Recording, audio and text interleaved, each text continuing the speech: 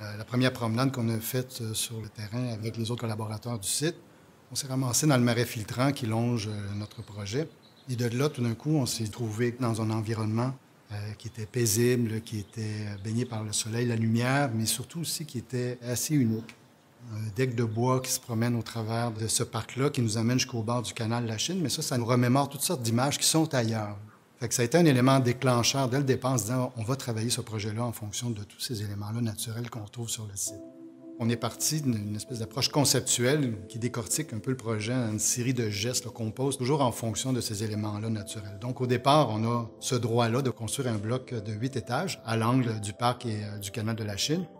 Le premier geste qui est posé, c'est cette grande diagonale qui relie le parc avec le canal de la Chine. Donc cette grande ouverture-là, déjà, permet d'ouvrir cette vue-là vers le canal.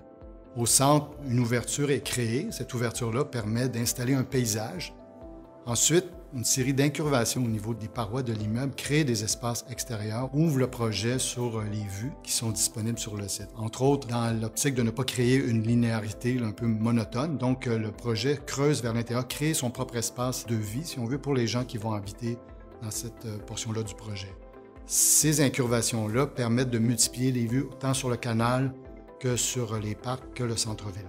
Ce qui est intéressant aussi avec cette vue-là, c'est qu'elle correspond exactement avec la course du soleil. Donc, on imagine le matin le soleil qui rentre de l'est vers l'ouest par le canal de la Chine. Donc, le soleil rentre à l'intérieur de notre projet.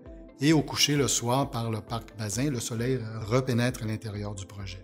À la fin, on parlait tantôt de cette impression-là qui était sortie de notre promenade dans le parc du marais filtrant, mais notre idée, c'est de tirer cet élément-là de parc et de l'amener à l'intérieur de notre projet.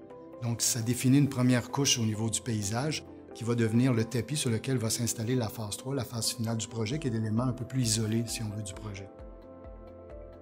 Les projets sont toujours en noir et blanc au départ. La couleur n'est pas un élément déterminant. On travaille plus les formes, on travaille un peu plus le rapport du projet avec le paysage. Dans ce cas-ci, le projet a perduré en noir et blanc parce qu'avec les formes qui en ressortent, qui sont assez articulées, la couleur aurait été un élément trop fort. Et aussi, c'est un élément qui aurait été à l'encontre des éléments de paysage qu'on voulait mettre en valeur à l'intérieur du projet. Il faut se fier à ces intuitions comme ça, puis ensuite, il faut les nourrir avec notre sensibilité. C'est ça qui est l'essence du projet.